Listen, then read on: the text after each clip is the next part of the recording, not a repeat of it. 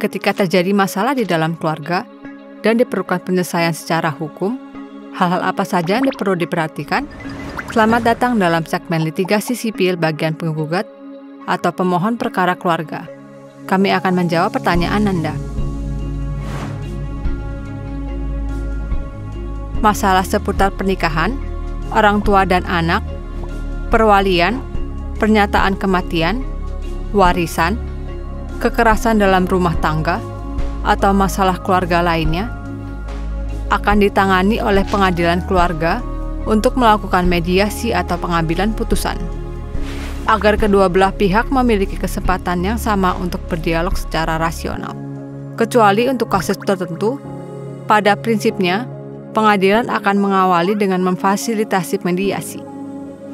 Jika masalah keluarga menyangkut hak anak di bawah umur atau penyandang disabilitas, pengadilan akan menunjuk wali sebagai juru bicara.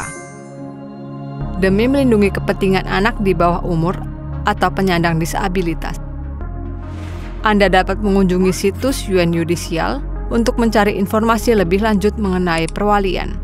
Bersamaan dengan itu, untuk meningkatkan kemampuan pihak terlibat dalam menjalankan peran sebagai orang tua, serta memastikan anak dapat beranjak dewasa dalam lingkungan yang sehat dan memadai, pengadilan akan memberitahu pihak orang tua untuk mengikuti kelas pendidikan tanggung jawab keluarga atau mengarahkan mereka ke pusat layanan urusan keluarga untuk mengikuti bimbingan atau konsultasi.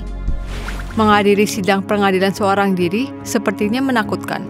Bolehkah saya membawa orang untuk menemani? Untuk kasus yang melibatkan korban kekerasan dalam rumah tangga, anak di bawah umur, atau berada di bawah perwalian, dalam proses mediasi atau persidangan, mereka boleh ditemani oleh petugas sosial atau wakil yang sesuai. Pengadilan juga akan mengajukan pertanyaan secara terpisah apabila diperlukan, untuk melindungi privasi dan keselamatan mereka. Untuk kasus yang melibatkan kekerasan dalam rumah tangga, ketika mengirim surat pemberitahuan hari pelaksanaan mediasi pertama atau pemberitahuan persidangan, pengadilan akan secara terpisah mengirimkan formulir evaluasi keamanan mediasi urusan keluarga dan surat pemberitahuan interogasi korban kekerasan rumah tangga. Apabila orang yang bersangkutan membutuhkan pengamanan, dipersilahkan untuk mengisi formulir kemudian disampaikan ke pengadilan. Pengadilan akan melakukan evaluasi dan mengambil langkah pengamanan yang sesuai. Saya adalah orang asing, tidak bisa berbahasa Mandarin. Apa yang harus saya lakukan? Tidak perlu khawatir, pengadilan memiliki jasa penerjemah. Jika tidak bisa berbahasa Mandarin atau penyandang tunarungu atau tunawicara, Anda dapat mengisi formulir permohonan jasa penerjemah untuk disampaikan ke pengadilan, demi melindungi kepentingan Anda. Saat ini, pengadilan negeri di berbagai daerah memiliki pusat layanan urusan keluarga atau pos layanan kekerasan dalam rumah tangga yang dapat mendampingi untuk hadir di persidangan, memberikan bimbingan psikologis, bimbingan pendidikan peran orang tua, konsultasi hukum, atau pengarahan ke instansi terkait. Jika Anda ingin meminta pengadilan untuk menyelesaikan masalah keluarga, Anda boleh mengajukan permohonan tertulis kepada pengadilan. Perkara keluarga terbagi menjadi dua jenis, yaitu litigasi keluarga dan proses non-litigasi keluarga. Apabila Anda adalah pihak yang mengajukan penyelesaian masalah, maka Anda disebut sebagai pihak penggugat proses litigasi, atau pihak yang mengajukan proses non-litigasi. Sedangkan pihak lainnya adalah pihak tergugat proses litigasi keluarga atau pihak yang bersangkutan dalam proses non-litigasi keluarga. Bagaimana cara menulis pengajuan perkara keluarga secara tertulis? Anda bisa mengunjungi situs lembaga yudikatif. Petugas AI kami akan membantu Anda, hanya dengan memasukkan kata kunci. Anda dapat menemukan template dan contoh sebagai bahan referensi. Dalam surat permohonan, jika ada nomor telepon yang dapat dihubungi, juga boleh dituliskan, untuk memudahkan pengadilan dalam menghubungi Anda. Mengenai hal yang terjadi antara Anda dan pihak tergugat, dan alasan pengajuan tuntutan, silakan Anda tulis pada bagian alasan dan fakta. Bagian bukti adalah tempat di mana Anda dapat memberikan pernyataan tertulis atau saksi untuk menunjukkan bahwa tuntutan Anda beralasan. Setelah menyelesaikan permohonan tertulis, Anda dapat mengirimkannya melalui pos atau diserahkan langsung ke pengadilan. Dalam proses mediasi, kedua belah pihak dapat menyampaikan pendapat secara leluasa. Dewan Mediator akan berdiri dalam posisi netral dan adil untuk membantu kedua belah pihak menyelesaikan konflik, serta mendiskusikan solusi yang rasional. Pada prinsipnya, pengadilan akan memilih Dewan Mediator yang cocok, sesuai dengan karakteristik kasus. Contohnya, untuk kasus yang berkaitan dengan anak di bawah umur, maka pengadilan akan memilih Dewan Mediator dengan latar belakang profesional di bidang pekerjaan sosial atau psikologi konseling. Apabila kedua belah pihak tidak dapat mencapai konsensus, pengadilan tidak dapat memaksa salah satu pihak untuk setuju. Anda mungkin akan bertanya, jika mediasi tidak berhasil, apakah yang Anda katakan dalam proses mediasi akan berdampak pada pengajuan tuntutan? Jangan khawatir, proposal, tuntutan atau konsensi yang diberikan dalam mediasi yang tidak berhasil tidak akan digunakan sebagai dasar keputusan dalam proses pengadilan. Hakim akan melakukan investigasi berdasarkan duduk perkara.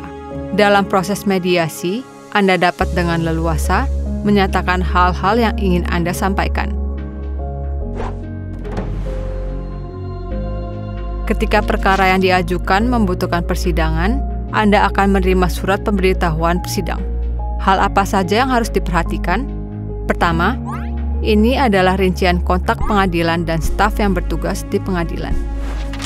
Berikan nomor kasus Anda kepada petugas untuk diperiksa.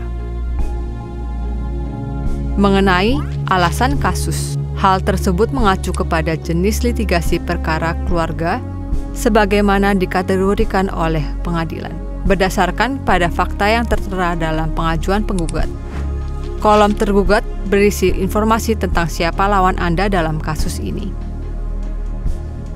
Pihak tergugat juga dapat mengetahui siapa pihak yang mengajukan atau penggugat dari kolom tersebut. Waktu kedatangan adalah waktu yang telah dijadwalkan untuk dimulai persidangan.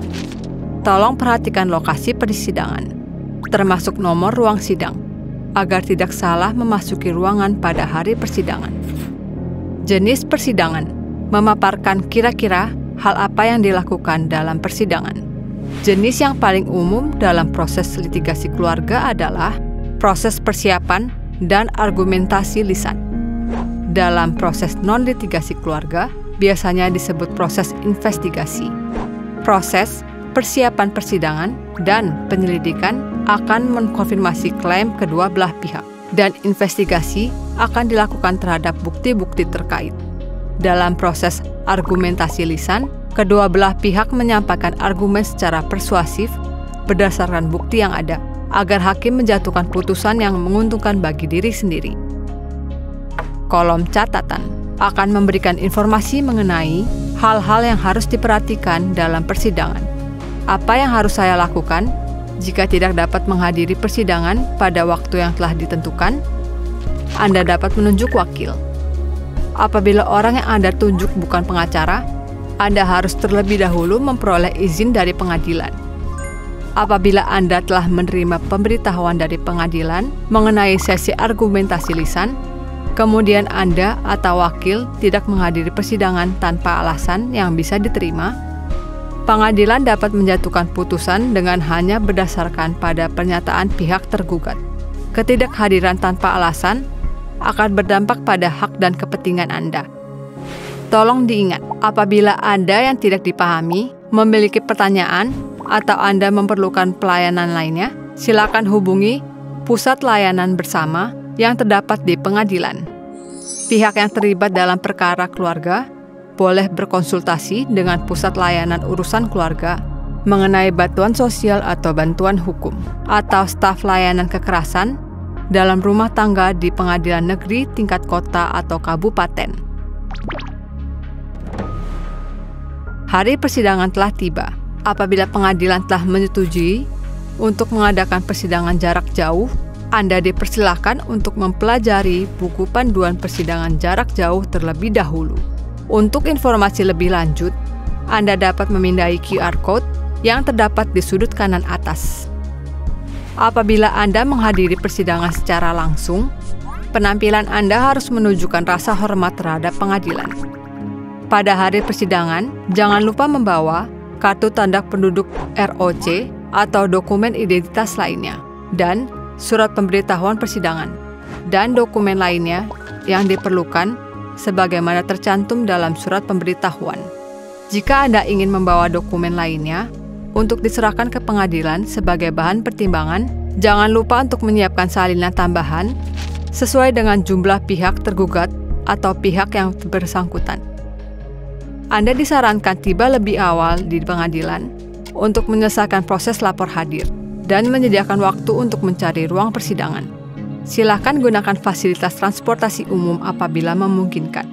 Jangan lupa untuk login lebih awal jika persidangan yang Anda hadiri adalah persidangan jarak jauh. Ada 2 cara untuk melakukan lapor hadir di pengadilan, yaitu di counter atau di kios check-in. Setelah melaporkan kehadiran, Anda dapat menunggu di luar ruang sidang sampai petugas memanggil Anda untuk masuk. Apabila giliran Anda untuk masuk belum tiba, Anda bisa menunggu di tempat yang telah disediakan di luar ruang sidang.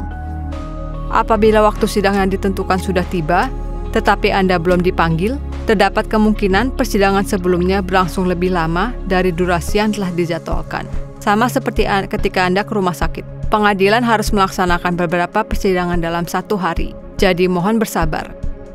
Anda dapat mengecek kemajuan persidangan sesi sebelumnya melalui situs pengadilan atau melalui layar LCD di luar ruang sidang.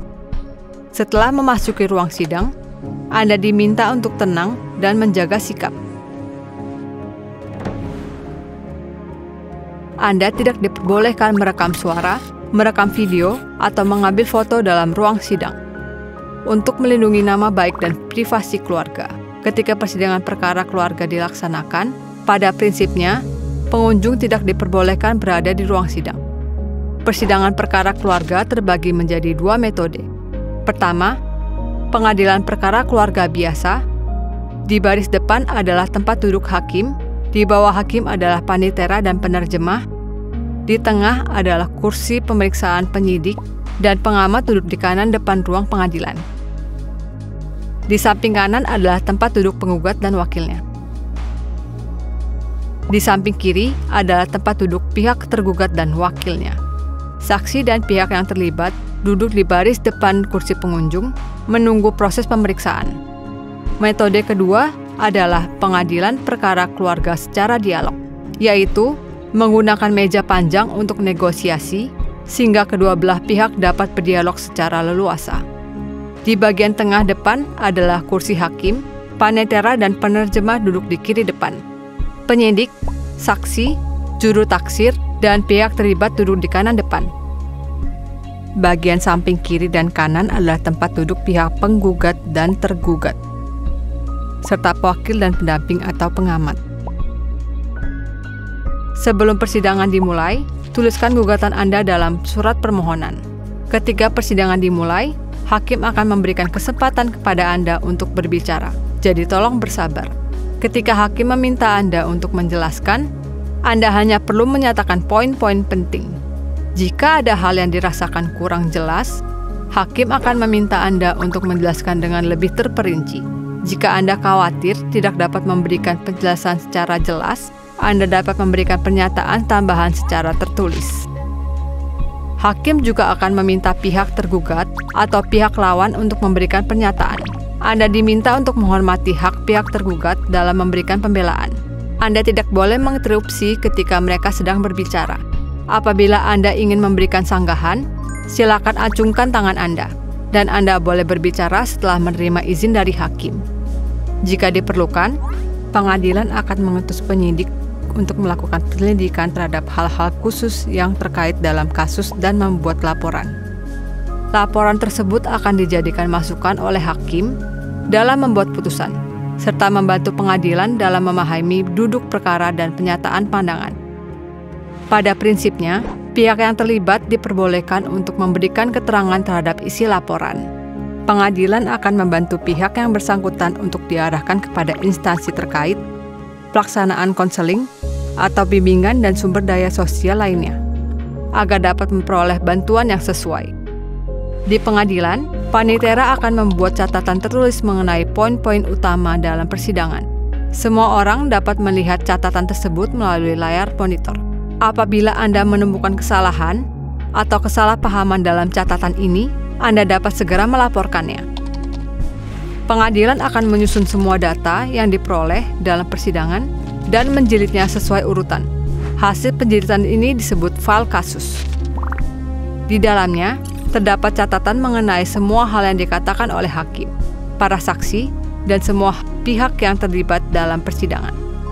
Selama peninjauan kasus, pihak penggugat dan tergugat dapat mengajukan ke pengadilan untuk membaca berkas kasus atau mengajukan permohonan untuk mendapatkan rekaman dalam bentuk CD. Setelah pengadilan melakukan investigasi yang diperlukan terhadap bukti-bukti yang diajukan dan kedua belah pihak telah diberikan cukup kesempatan untuk memberikan pernyataan dan pembelaan, apabila hakim menilai bahwa pengadilan telah mengklarifikasi semua hal yang membutuhkan investigasi, maka kesimpulan argumentasi lisan akan diumumkan. Jika Anda memiliki bukti atau materi tambahan yang ingin Anda sampaikan ke pengadilan, Anda harus melakukannya sebelum hakim mengumumkan kesimpulan argumentasi lisan. Karena setelah hakim mengumumkan kesimpulan, pada prinsipnya, Anda tidak akan mendapat kesempatan untuk kembali mengajukan persidangan, dan materi yang Anda ajukan tidak akan dipertimbangkan. Setelah memperoleh kesimpulan argumentasi lisan, pada saat persidangan, hakim akan mengumumkan hari pembacaan putusan. Pada hari pembacaan putusan, jika pihak yang bersangkutan menghadiri persidangan, maka hakim akan mengumumkan keputusan perkara secara langsung. Jika kasus tersebut bukan kasus litigasi, maka pengadilan tidak akan menetapkan hari pembacaan putusan. Hakim akan memilih hari untuk membuat keputusan, dengan kehadiran atau tanpa kehadiran dari pihak terlibat. Pengadilan akan tetap mengirimkan hasil keputusan secara tertulis kepada Anda. Pergi ke pengadilan tidak serumit yang Anda bayangkan. Jadi, mari kita lindungi hak kita bersama-sama.